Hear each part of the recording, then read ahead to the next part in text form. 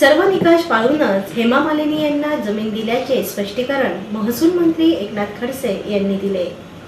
ज्येष्ठ अभिनेत्री व खासदार हेमा मालिनी यांच्या संस्थेला जमीन देण्याचा निर्णय 1997 मध्येच झाला आहे। त्यावेळी त्या भाजपामध्ये नव्हत्या। आता त्यांना नियमानुसारच जागा देण्याची प्रक्रिया सुरू केली आहे। यात कोणतीही अनियमितता नाही। अशा जमिनी या आधीही अनेक संस्थांना दिलेल्या आहेत। 40 कोटींचा आकडा नेमका आला कुठून असा सवाल महसूल मंत्री एकनाथ खडसे यांनी केला। खडसे राज्यस्तरीय महसूल परिषदेसाठी पुण्यात आले असता पत्रकारांनी हेमा मालिनी यांना 40 कोटींची जमीन 70,000 रुपयांत देण्यात आल्याबद्दल त्यांना छेडले। त्यावेळी त्यांनी हे स्पष्टीकरण दिले।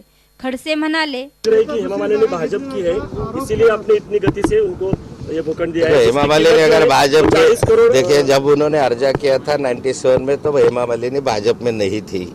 2002 में जब उसका पुनर्विचार हुआ, जब भी हेमा मालिनी भाजपा में नहीं थी। 2010 में जब हेमा मालिनी का विषय आया, तब भी भाजपा की नहीं थी।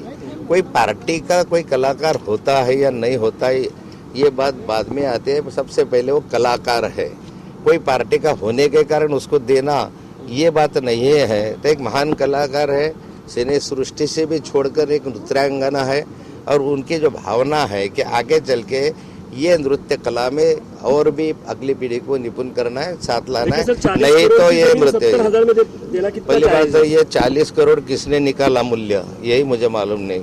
मैं महसूल मंत्री, अभी तक उसका कोई मूल्य निर्धारण नहीं हुआ। और ऐसे 40 करोड़ ने ऐसे कई करोड़ की जमीनें हमने ये धोरण के तहत दी है, और ये जमीन कोई मालकी हक से हम देते नहीं है, कोई अनियमितता नहीं है। इसमें कोई मालकी हक से हमने जमीन दी नहीं है। ये जमीनें लीज पर दी जाती है, ये किसी को इसकर नहीं दी जाती ये, और ये लीज कभी कैंसिल करने का अधिकार राज्य सरकार को है। सर एक महीन्यामध्ये सर मराठवाड्यामध्ये